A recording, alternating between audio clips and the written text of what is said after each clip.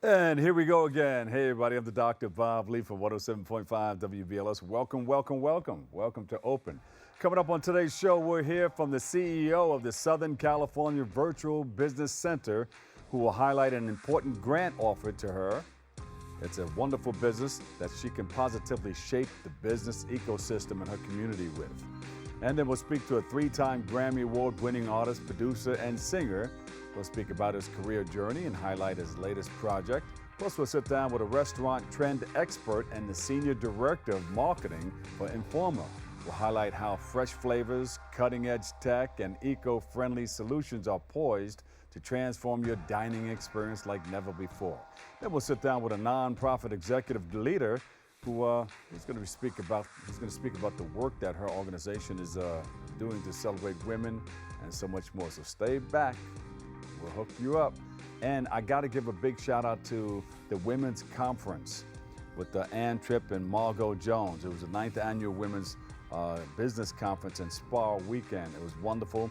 The conference included a weekend of business, finance, wellness workshops, and so much more. They had a big pajama party Friday night. Then we came in there on the ones and twos with Grandmaster D and a number of other wonderful people. David Levy was there too, Peter Wayne, and we just had a good old time. It was fantastic. Ann Tripp from WBLS, working with the Steve Harvey Morning Show, and Margot Jones, thank you guys so much for all that you do. All right, so sit back, kick off your shoes, and relax your feet. We're wide open. Here we go.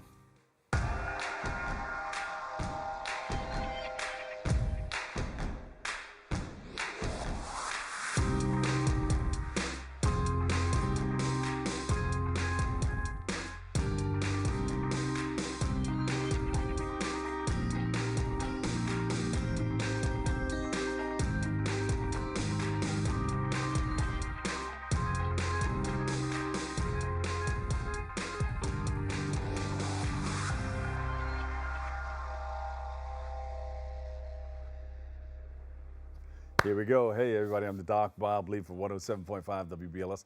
You're watching Open. It's that live interactive program that brings the Bronx and New York City straight to your TV set. Stay connected to us through social media at BronxNet TV. Leading things off, our first guest is a business owner, trainer, and an author. She is the CEO of Southern California Virtual Business Center, and she joins us to highlight a $3 million grant that her business has been awarded and speak about how it will positively impact the Southern California business ecosystem. So please welcome to the show, Kimberly Kelly-Rolfe. Yes. Thank you for joining us. We appreciate you. Thank you for having me here today.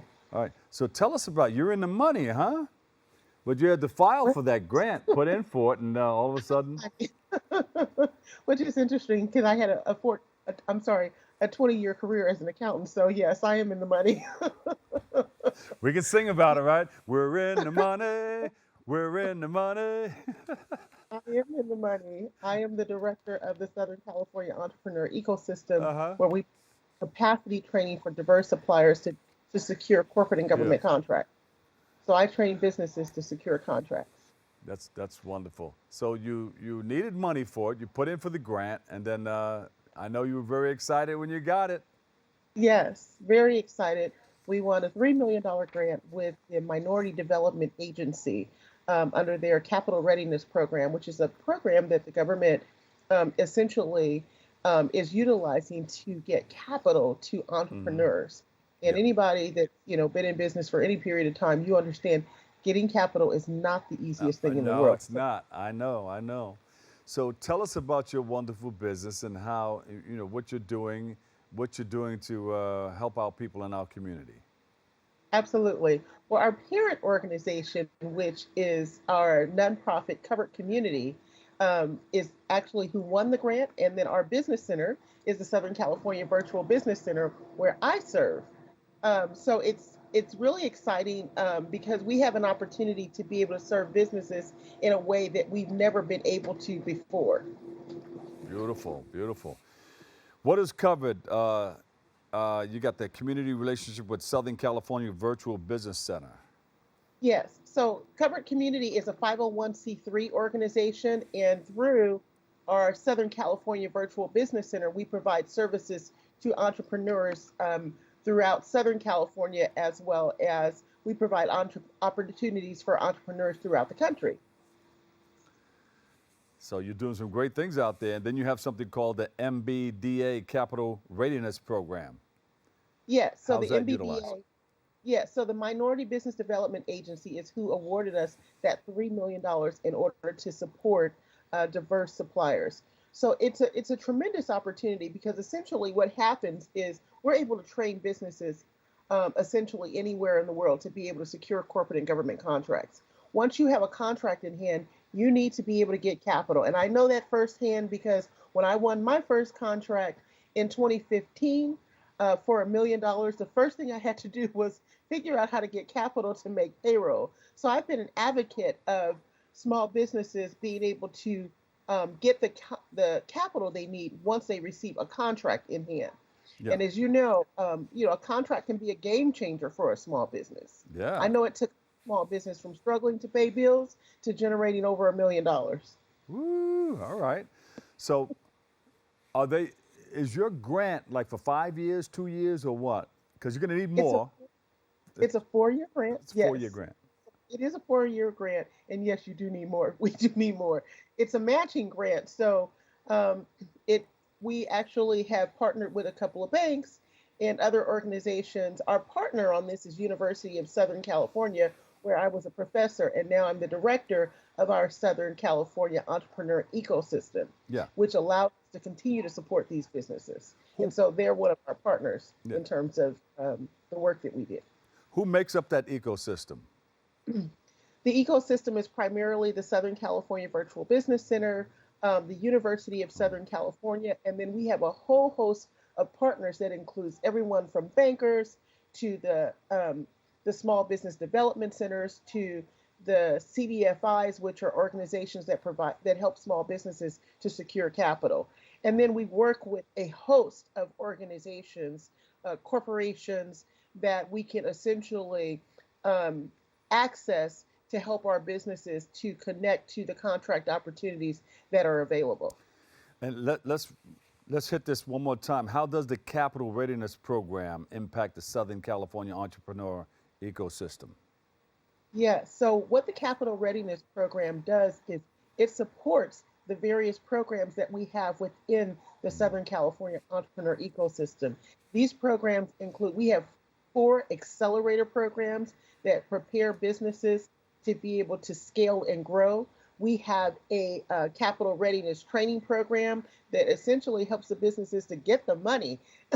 We have a whole community and a network of support for these businesses because everybody knows that business is not just about what you know, but it's about who you know. So we make sure that we create relationships for these businesses to be able to do direct business with the corporations and the organizations that can provide them with a contract. Well, you know how to get the money, that's for sure. Absolutely. What should people know about what you're doing and how you can help them? You know, how can more people get involved in being a part of your world and your experience? Absolutely. I encourage businesses, visit me online at KimberlyKelly-Rolfe.com or go to scvirtualbusinesscenter.com because that's where you're going to learn about our programming. People ask me all the time, do I have to be in Southern California? Absolutely not. We train businesses all over the country and beyond the country to be able to scale and grow. And so we bring an experience that small businesses can utilize that can be life-changing. We have a couple of businesses that have just been off the charts. Matter of fact, several of our businesses testify about how we've been able to essentially change their lives. Yeah, and I heard that you lead the National Accelerator for LA Reach. Yes. LA Reach has also been one of our partners in terms of helping us to get the word out in order to spread what we're doing. And they were sort of the catalyst behind us going after that MBDA grant so that we could continue to fund this kind of work to be able to support businesses in specifically diverse communities. Yeah. Kimberly, tell me something that we didn't talk about. Tell me more about what we didn't know. Yes. So here's what I oftentimes get asked, Bob. I get asked, Kimberly, why do you do this work? Because anybody who knows me in LA knows that I too am a contractor. Uh-huh. I go after contracts every month. Uh-huh. I'm a big contractor, and so people ask me, why do you do this work? Yeah, corporate and government contracts, right? Corporate and government Yeah. contracts, yes.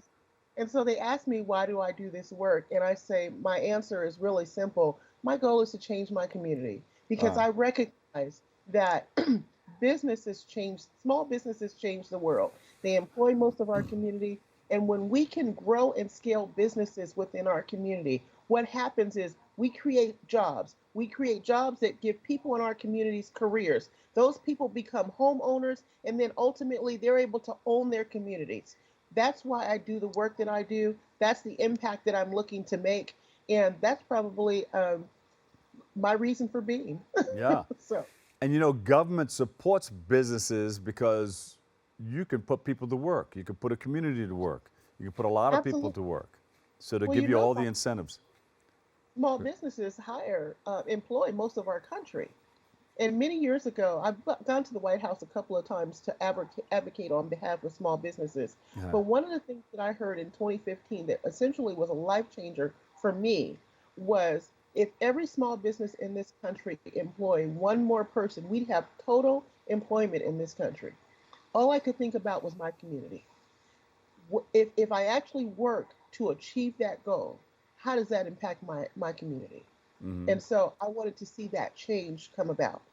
And so that's why we have a program that is second to none, because oftentimes when businesses are going through some kind of training or some sort of accelerator, they're working with people who are typical 9 to 5 people. But Mm. I've been an entrepreneur since I was 13 years old. Yeah. And so all I know is business. And so I learned to secure these $1 million contracts. I wrote a book about it called Capacity, the Roadmap to Secure Corporate and Government Contracts. And I started essentially developing a curriculum that would change lives. You And know, that's what our program offers. I could see you getting a call from the administration saying, hey, you know, we want you to come on board to work with us to head off the small business community campaign or whatever they have going on. I would happily do it. All right, so stand by. You never know. I would happily do it. I'm looking to change the world one small business at a time. Ah, beautiful. Where can we go for more information again? scvirtualbusinesscenter.com. There you go. Kimberly Kelly-Rolfe, CEO, Southern California Virtual Business Center. We appreciate you. Thank you for having us, Bob. All This right. was wonderful. And always come back, okay? I will happily do that. Our house is your house. Thank you. All right. All right, we'll take a quick break. I've got a whole lot more coming your way next, right here on Open.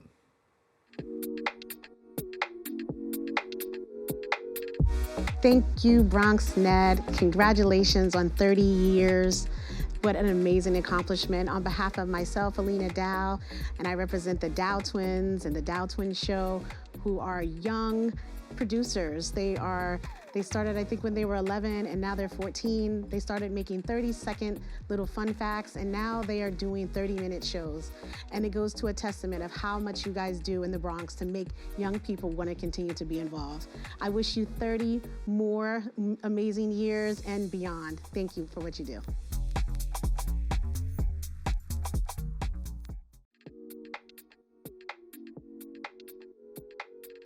Without BronxNet, I don't know how we'd be able to showcase the important and amazing talents that we have here at the Bronx.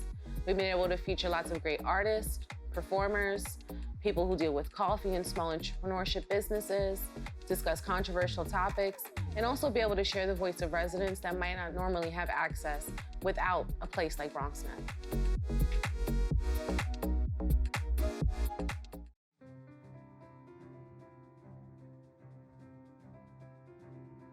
I remember when the Bronx did not really have a media outlet properly representing the people of the Bronx. BronxNet provides for the community by being a community where people can be empowered to share their voices. We are in a really great place technologically. We've got all the resources that we need to be effective. Whether it's through cameras, storytelling, editing, We have provided those services for 30 years. BronxNet's mission is to be a voice for the community. To educate, to inform, and to inspire. And you can be a part of it. We've built studios for you.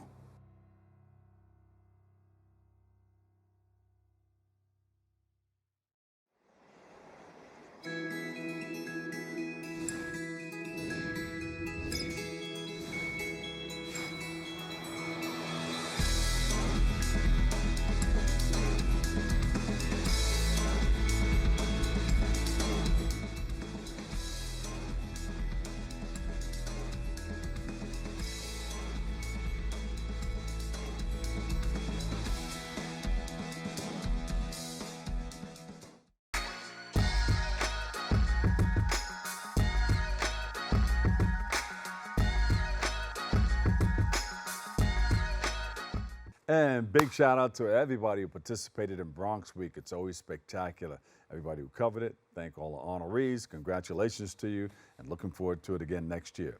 Our next guest is a New Orleans born and raised rapper and producer.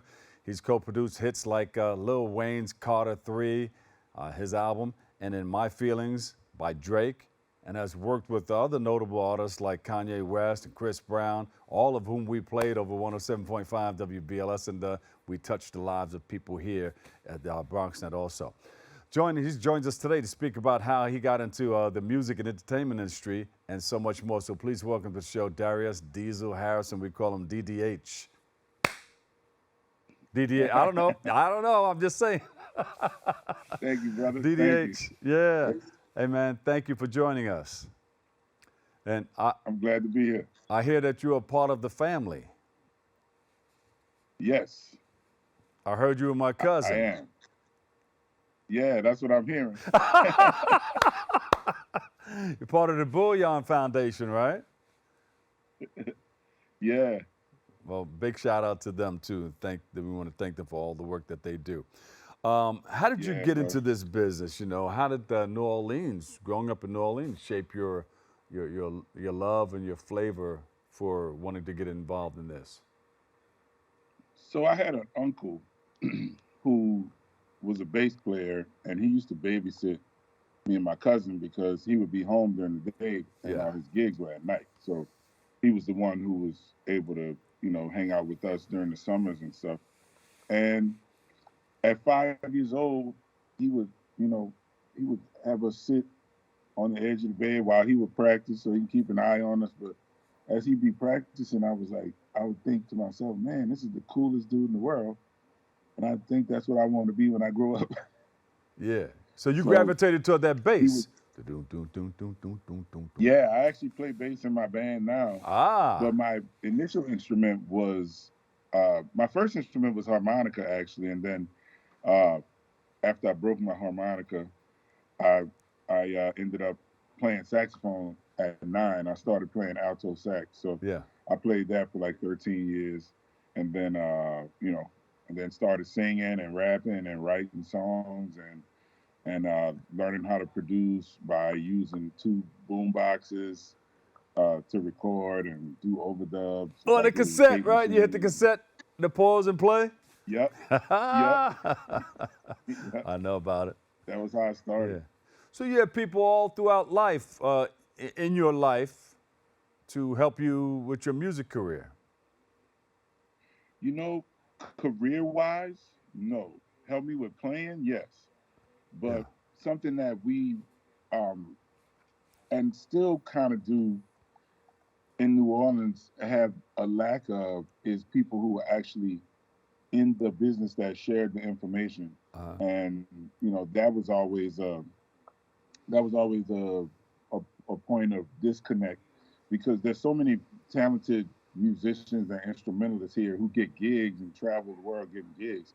Now that I've been in the business and, you know, I impart that knowledge and that wisdom into the young cats that I work with, you know, the young musicians and singers and writers and producers that I work with, because, you know, who would I be to know that information and have a legacy that I'm building and not make that a part of something for the people that I'm working with and that I consider myself responsible for So, but in their then, careers. then some of your major influences coming along were who? So I always liked records that sounded really good and crystal clear with like clean, heavy bass and Yeah. and sounds that hit. So I would always listen to Quincy Jones productions, uh, David Foster productions, Nile Rodgers productions. Um, those were some of my faves because I just really liked the way they sounded as a kid. Yeah. And I didn't know what it was or why it was. I just knew I liked it, Yeah. and it sounded better than some of the other things that we would listen to. Yeah.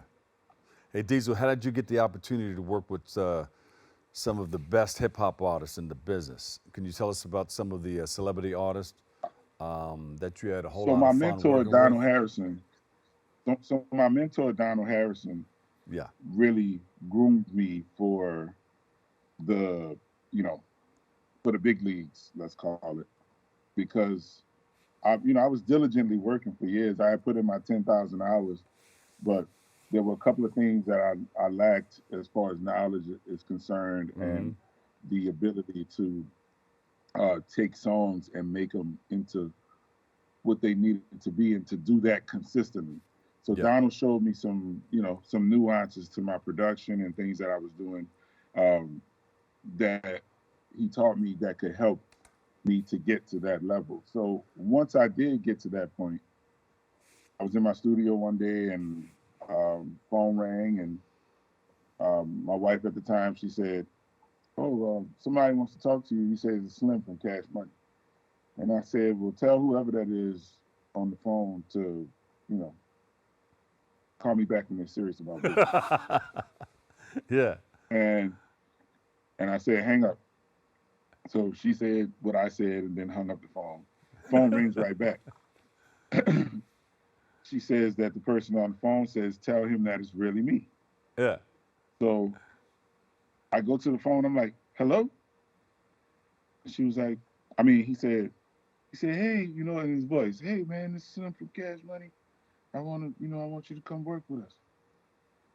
And I was like, "Oh, snap, it is." Because I was thinking to myself, why would he be calling me? Uh-huh. I know I'm in the music business and all that, but I was not expecting a call from him. And that from that moment on, I went to work with him that evening, and as soon as I walked through the door, I was engineering on a record that went to be #1, and then it was just back to back after that. So my hands have touched over 40 #1s. It's a whole lot of love because we played a lot of the music that you produced with Lil Wayne and thank you, and a lot of the other people, Kanye and Chris Brown. Lil Wayne, when he had a little incident and had to go away, he said one of the people who kept him going was me, and it came out in an article. Dr. Bob Lee is one of the shows that I listened to on WBLS, and I think I still have that article. I said, "Oh man, Lil Wayne's listening to us from when he was at Rikers." Right. So yeah, man. And then Donald Harrison, he was on the show. He's a part of the Bouillon Foundation also. Yeah, he was on. Yeah. So you're in good company. So we're gonna keep this love going. Now you're a 3-time Grammy Award winner, one of which was from Lil Wayne, right? Speak about that feeling and that experience. For the Carter 3.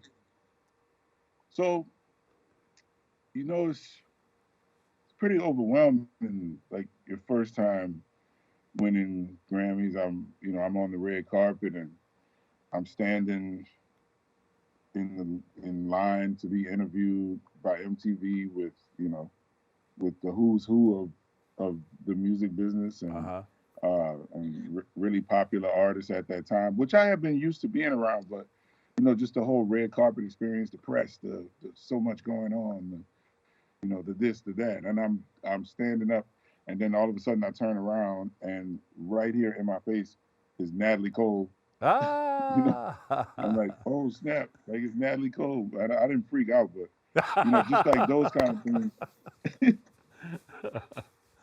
But I was like, man, she's as stunningly beautiful as she looks on camera in person. Yeah. Yeah. So, those kind of things happen, and in the hustle and bustle of rushing to take pictures, rushing to do the step and repeat, rushing to do press interviews, and then rushing to your seat because, you got to make it to your seat just in case they call your name. Yeah. And my name got called. So it was just a beautiful experience. And the next time I'll really be able to tell you how it feels because, like when you do something for the first time, you know it, but you don't kind of don't know it. But yeah. the So next time, you already have the next one. You have the story. 4th Grammy Award winner. The speech and everything is ready, right? It's ready to go. Right, exactly. Yeah, I know how that feels. Oh, I should have done this and that. All right, I got it. The next time I get one of these, here's what I'm gonna do. Right, exactly. And I'm going to get some more. There you go. All right, start it out for me. How's it gonna sound? Like that picture. So That was a now good I'm picture doing right music there. in Spanglish. Right now I'm doing music in Spanglish. My band called Vale ULB. We I play bass in the band, as you see, and that's our new single, Boom Boom, that just released on the 17th, and it's doing really well. People really like the song when we play it at events and at festivals. They just lose it and have such a great time and good fun energy that comes with the band. But the music is in Spanglish, so I noticed this we repping the Bronx right now, so I know there's a lot of Spanglish going on up there, and people who are bilingual and understand both languages and the nuances between the two, and that's what Bali ULB. That's what our music is. It's in Spanglish. We have me from New Orleans, 2 Cubans, Colombian Peruvian, and an Argentinian in our band. That's And then, Spanglish. yeah, so it's all Spanglish, all mixed up, different cultures, different vibes, different rhythms, and it's something that people have never heard before. So I feel like at some point, when the stars align, the next Grammys will be for doing this multicultural exploration of music and vibe and sharing good energy and good vibes with people. Can't wait to see. Now, wait a minute. Are you guys touring? And if you are you coming to New York? You know what? We played New York. We played some private events in New York last year. We do come up there to record sometimes. And like we did the Miami Heat game opening versus the Knicks, ironically. We did the pregame and the halftime show for that game a few months, like 2 months ago. We did French Quarter Fest in New Orleans, Crawfish Festival in New Orleans, a couple of other gigs we got coming up. And so we're doing spot dates. We haven't booked an actual tour yet, but we're looking forward to it. And whoever does book us for a tour won't regret it. How was that playing with the Miami Heat and Knicks? Oh, it was great. It was like the people during the halftime. So we played on this open terraza outside on the stadium, like literally right outside of the concessions. So it's like you get to overlook the bay, the yachts, and everybody's, like can hear the music. So it was probably like, 2,000 people out there. And on this deck, it's a huge deck with the breeze blowing, the night lights, and it was electric, Miami vibes, and the people, they left dancing and sweating and celebrating with us. So, yeah, it's always a party. Like when we hit the stage, it's always a party. That's beautiful. All right, so we'll be looking forward to your 4th Grammy. That'll be coming on. That'll be on the way. Just let us know where the party's at. If you're going to be in town, let us know so we can break some bread together. Okay? Will do. Where can we go to find out more about you and your organization, your music? So my socials are DeeZleGets Grammys. Deezle gets Grammys. Yeah. Deezle, do you spit 16 out there also? You know what? I can sing the hook for you for Boom Boom. All right, real quick. You got 30 seconds. Okay. Boom boom cuando suena dembow, va para atrás. Boom boom cuando vale dembow. Ella da, boom boom, ella quiere de mí. Le da, boom boom, dale dale boom boom, dale dale boom boom cuando suena dembow, va para atrás. Boom boom cuando vale dembow. Ella da, boom boom, ella quiere de mí. Le da, boom boom, dale dale boom boom, dale dale. I like it. All right. Darius Deezle Harris, rapping and producing. Thank you, my Yeah. brother. Thank you. DDH in the house. Woo. Boom boom. Appreciate you, Doc. Love boom, you, man. I'll see you soon, all right? Love you too. Appreciate you. All right, we'll take a quick break. I've got more. We'll hook you up. Coming up next on Open. Hey everyone, it's your girl Kat from the Kitty Rose Lifestyle, also from The Next Chapter, where we discuss shades of gray every week right here at BronxNet, Saturdays at 11 p.m. Wow, 30 years. 30 years of BronxNet public access television.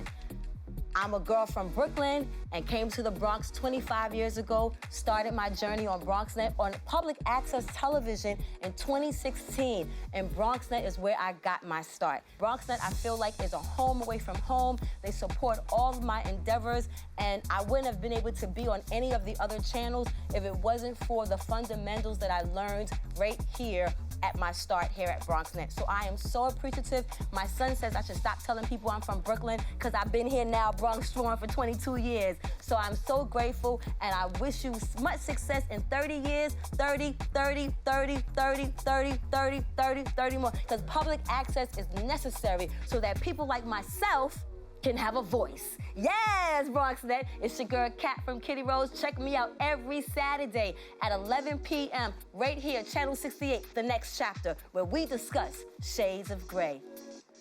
Mwah.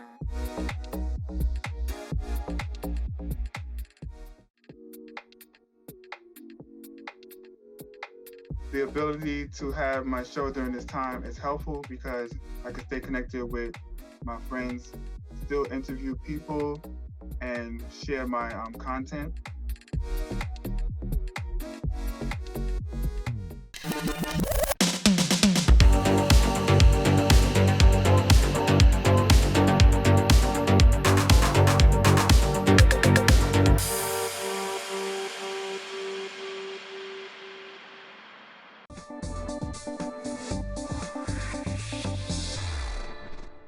And welcome back. Fresh flavors, the smell of good food, cutting-edge tech, and eco-friendly solutions are poised to transform your dining experience like never before. What are the latest food and restaurant trends you'll see this year? Well, joining us live from the National Restaurant Association show in Chicago, the most influential event the food service industry has, our restaurant industry experts, Christine Johnson and Caitlin Rodgers, and they're right here with us. Thank you guys for joining us. Thank you for being with us today. Welcome to the show. Thank you so much for having us. We're so excited.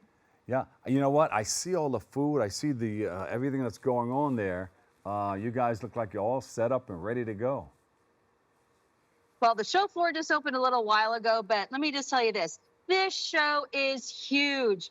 We welcome over 56,000 food service professionals who've been able to explore 12 football fields of exhibit space with over 2,400 exhibitors who cover the full gambit of our industry, food, beverage, technology, as well as equipment. There really is something for everyone here. But we know that this show truly is where new restaurant ideas are born. We went out on the show floor to find them for you. We're going to highlight some of them for you today, some flavor experiences, as well as what's driving tech and convenience. And this is a National Restaurant Association show. And they do it once a year? It seems like they should do it in a couple of different cities. Oh, well, there are some state-run restaurant shows. New York has a fabulous one at the Javits Center.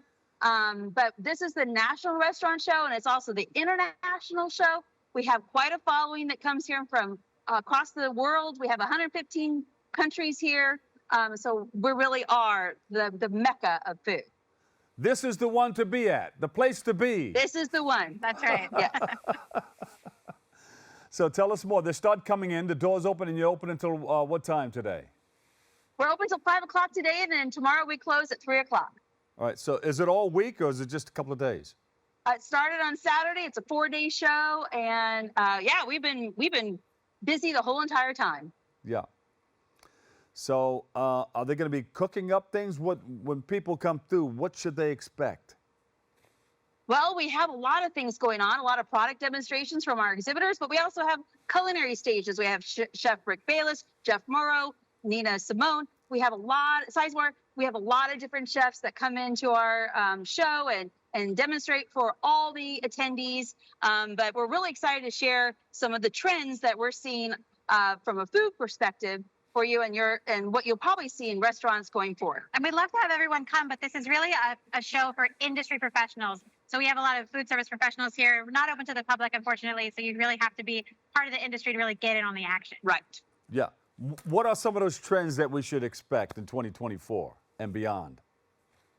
Well, restaurants are really looking to find that extra special something to take them to the next level and stand out. We're seeing a lot of global flavors, playful plating, and healthy options. So we're seeing a lot of international influences on the show floor, like this vegan oyster sauce from Roland Foods. It's made with a shiitake mushroom powder, great for Asian dishes. Mm-hmm. And then for restaurants who really want to become the next viral sensation, they're playing with a lot of unusual, unique ingredients, like these fine sailor chili pepper flavor pearls. They're shaped like caviar. They're spicy, tangy. They burst in your mouth. It's really fun. Yeah, and then we're also seeing a lot of foods that tout health benefits. Jinka calamari is a great example of that. It's a vegan, plant-based calamari made with chia seeds, which are really packed with those healthy omega-3 fats. We tried these on the show floor with this sweet chili sauce. They're so good. Everybody in the studio is salivating here. Christine, good. Caitlin, you're really doing it to us. I think we're going to order out. I don't know what we're going to order, but we got to order something with all this food talk. You got a lot of choices. You got a lot of great choices. So there's a lot of things out there. There's what are some of the eco-friendly solutions that will transform our dining?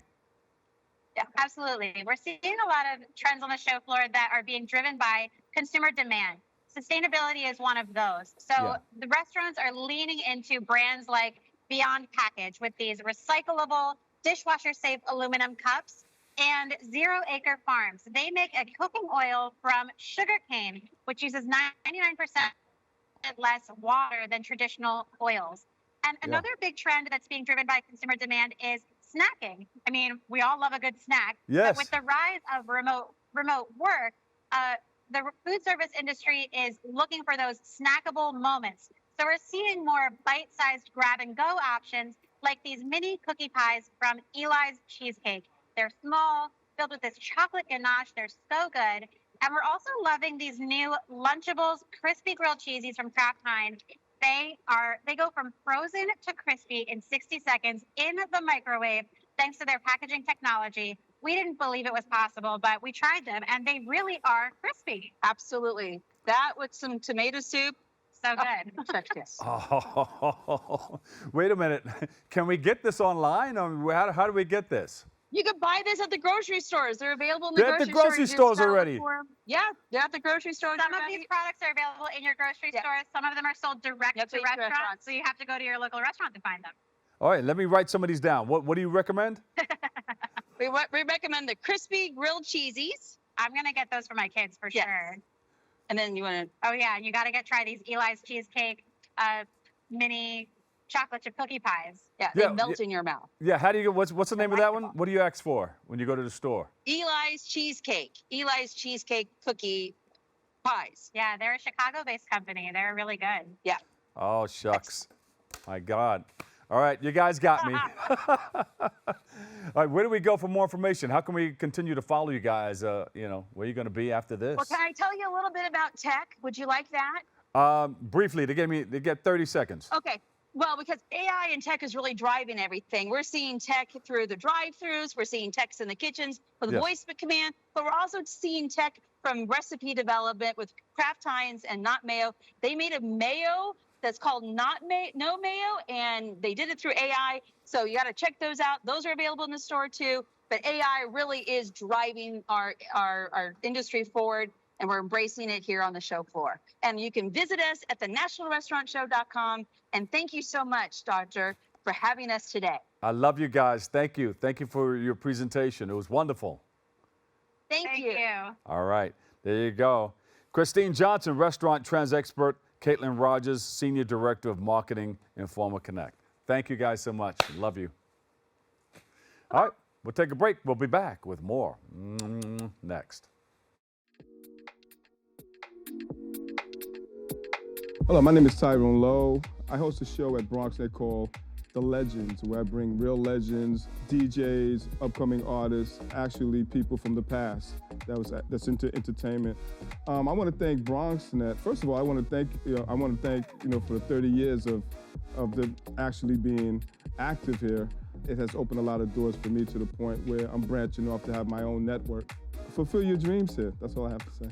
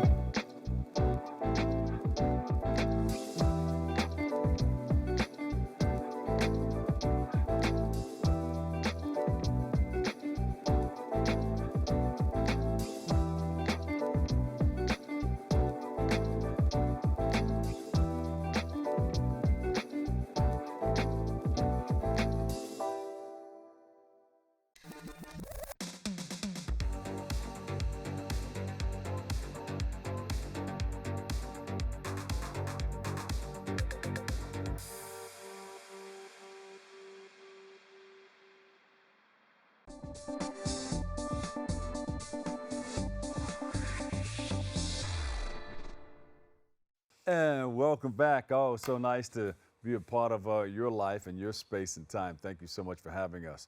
Our last guest is the nonprofit executive leader for the United Way of Greater Union County. We're going to speak to her about the work that her nonprofit organization is doing within the New Jersey community and to highlight a recent Mother's Day concert that took place. So please welcome to the show, Julienne Cherry. She is the United Way President and CEO. Welcome. United Way President and CEO of Union County, New Jersey. Hey, my girl. Thank you so much for having me back. Oh, you're always welcome. Our house is your house. How's the family? The family is amazing, and thank you for hosting our Mother's Day Oldies but Goodies camp. I look forward to having you back. You did an amazing job. Well, we had a great time hosting that show. You had so many wonderful artists. I think we mentioned them about a week or so ago. And everybody who came on had a great time. They had a great time interacting with the audience. I know I did. That audience was like right on spot. They were right there. I did a few songs that I shouted out. I said, you got what I need. And they said, yeah, exactly. Yeah. Yeah. So we had a good time just going back and forth in between the artists, and then the artists came on and just took it home, man. Everybody had a great time. Thank you for putting that show on. Talk about some of the work that you're doing with the United Way. Sure. We fundraise about 25 nonprofits in the greater Union County, but we also do direct service programs such as our Family Success Center, which is the walk-in center where anyone in the community can get access. Was that the center, that the building that was right across the street from the venue? Yeah. You're putting that together. They poured some money into it. You hooked it up. It looks really, really good, and it's going to help a whole lot of people. They got the after-school programs and everything going on in there, right? Yes. Yeah. So we've launched a capital campaign to raise $1.5 million. It is a walk-in center where we're providing hope to the community, where anyone can get access to services. It's services for our community, such as utility assistance. It's that mother or the family that doesn't have access to pay their rent. It's the mother or the father that needs to get back to work. So it's helping the father or the person that has been out of work to get their resume back together. It's the person that doesn't have access to clothing, so getting a suit. It's workforce development. It's anything. It's just the basic needs. It's maxi pads, diapers, just basic needs. Yeah. And, people want to get involved. At the concert, we reached out. There was a call to duty. We reached out and people came to the stage like if we were doing church, and they donated a lot of money. We had the big basket there, and they came up with 20s and 100s and 50s and 10s and singles, and they really contributed right there. Not to mention the people who contribute, behind the scenes, the money that we can't see, but a lot of people are pouring into it. Sure. So we've like I mentioned earlier, we've launched a capital campaign to raise $1.5 million so we could provide these much needed resources in our community. Mm-hmm. To date, we've raised $545,000. Yeah. At our concert, we were able to raise $65,000. Again, that's we still have a lot to do. So any dollar counts. When we raise $1.91 goes right back to programming. That's unheard of. That's very much unheard of, that the majority of your dollars goes right back to programming. So we need as many allies to help us help more people in the greater Union County. That's wonderful. Who are these people that we're looking at? These are people So 80% of the people that we serve in the greater Union County are mothers. They're women. Uh-huh. So that's why we had the Mother's Day concert. It was befitting for us. It really behooved us to serve, and it sent a strong message for us to throw this Mother's Day concert, because we were like, that's a great message for mothers to actually fundraise and serve and really fundraise for other mothers. And put that poster back up. Here's some of the people who performed, and they all did a fantastic job. Russell Tompkins Jr., who we had on the show right here, from the Stylistics, the new Stylistics. Of course, the Intruders were there singing I'll Always Love My Mama. Hal Melvin's Blue Notes, they got there and they turned it up and turned it out. And Wilbert Hart, formerly of the Delphonics, he was in there, he did his thing. And the Tramps featuring Earl Young. And they did the Disco Inferno and that whole nine. We all had a great time. It was great. Super Jam oldies. And I'm so thankful for them, because they didn't have to come to New Jersey and do this benefit concert for us. And they did it at a discount rate for us. And next year they're going to come back and do this concert for us in the greater Union County. Again, benefiting the greater Union County. But wait a minute. Before next year, I think there's a gala coming up. We have our gala. So we're going to have our ribbon cutting this July. We're going to have our gala this coming up spring. We've actually moved it from the fall to this spring. We have a number of events. We have our women's event, our Women United event that's going to be this September. That's going to highlight women. Again, it is going to be a networking event that is going to highlight women and work and the many hats that they wear and how they're able to navigate through the community. So more to come on that. Yeah, women are doing strong things. What's going on here? Look, we did Ann Tripp did the 9th Annual Women's Business Conference in Spa Weekend. They were at the Embassy Suites in Piscataway, New Jersey. So women are like stepping up to the plate and hitting home runs, hitting it out of the park, like, you know. We are. Listen, I'm a mom. I'm a president and CEO. I'm a councilwoman. I sit on many boards. You know, we wear many hats, and we're making things work, and we navigate. You know, women, as you see, women are a lot of the decision makers, Yes. and we do. We lead our homes. You know, my husband said just last week, ask my wife. That's right. Happy wife, happy life. That's right. He knows what to do. He knows exactly what to do. And it was a woman who helped us start the Make the Grade Foundation for Education through the United Way. Yeah. I was reminded of that when we did the concert. I said, you know, there's a woman that helped us out, you know, and we really appreciated that. Here we are like 19, 20 years later. We appreciate you. Yeah. So there'll be a lot more volunteer opportunities for the community to get involved. You know, we're going to have a garden on the side of our building where we're going to, again, build hope. You know, our goal at the United Way of Greater Union County is to rip off the Band-Aid and stop providing those immediate solutions. So we're going to show people how to eat healthy. We're going to start, you know, showing people how to garden. You know, instead of giving somebody a gift card, we're going to show you how to find employment, gainful employment through workforce development. Yeah. So more to come on that in our United Way Greater Union County. We are looking for allies. We are looking for strong allies in this coming year. So again, if you're interested in joining and being an ally and being an angel at the United Way, visit us at www.unitedway Greater Union County or uwguc.org. You got it. So what's happening in the city council? Just touch it. Anything that we want to talk about? Yeah. So, you know, I just, you know, this is my first year joining city council for the city of Plainfield. Yeah. Never would I have ever thought in a million years that I would be a city councilwoman, ever, because I just don't think that I'm a political person.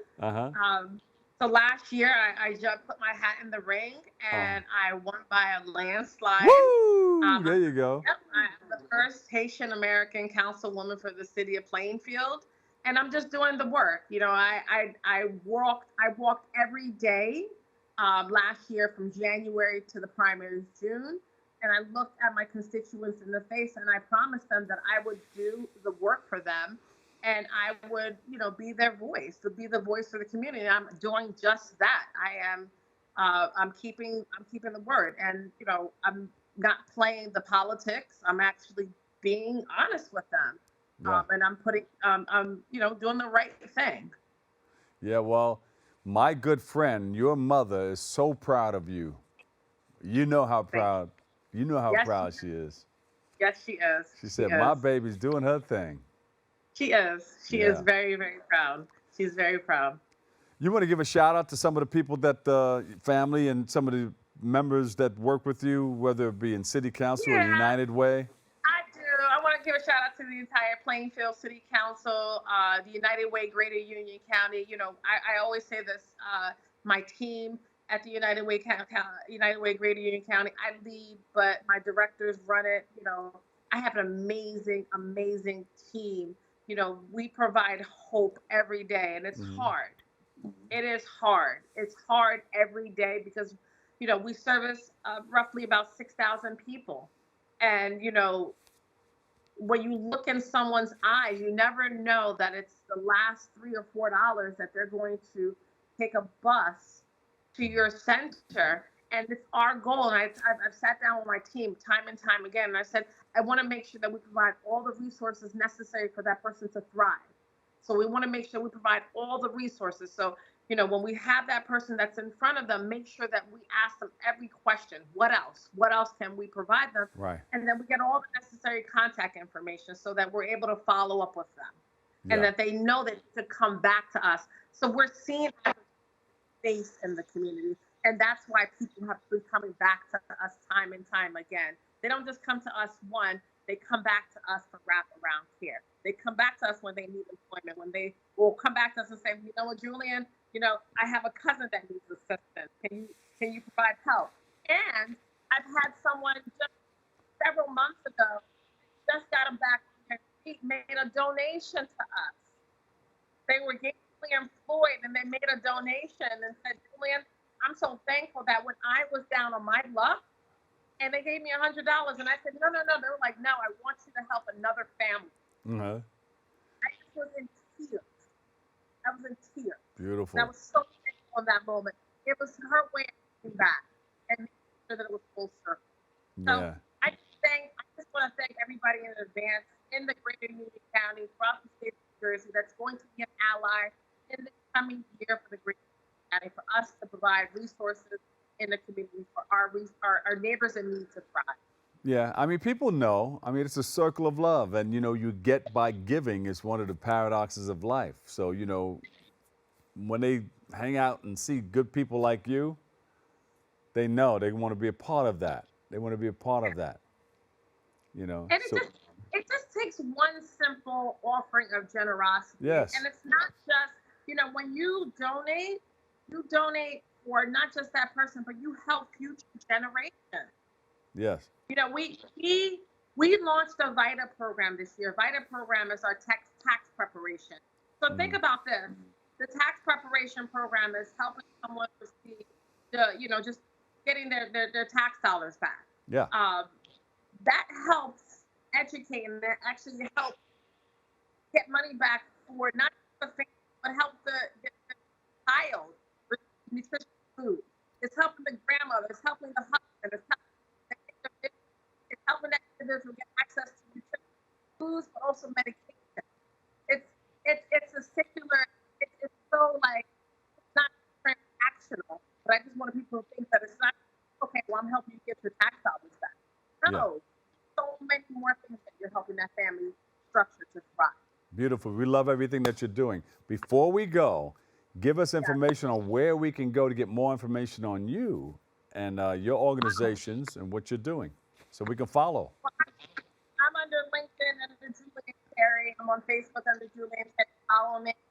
And then our Facebook under United Union County. Follow us, like us on all platforms, and then also make a donation. www.uwg.org. Please become an ally. Become a We got you. We thank you. We love you. Thanks for letting me share in this space and time with you at the Mother's Day concert, and looking forward to doing it again and some other things out there in the community with you. We appreciate you and thank you so much. Thank you, Dr. Lee, and I can't wait to see you again in person. I'll see you soon. All right. Just let me know. Let me know when you need us. You got it, friend. Thank you. All right. Take care, everyone. Julienne Cherry, President and CEO, United Way of Greater Union County, and also the City Council member. Thank you for all you do. That's all the time we have for today's show. I want to thank our guests, you for joining us, you, our viewers, for tuning in and checking it all out. Keep following us on BronxNet TV for continued coverage.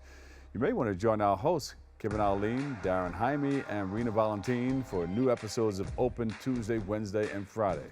I'll see you the next time. Always remember this: what you are is God's gift to you. What you make of yourself is your gift to God. So choose your choice. Let your choice control the choose. And remember, whether you say you can or you can't, either way you're right. So say you can, and you will. But this is the day that the Lord has made. Let us rejoice and be glad in it. I'm the Dr. Bob Lee. I'll see you over 107.5 WBLS. I love you all.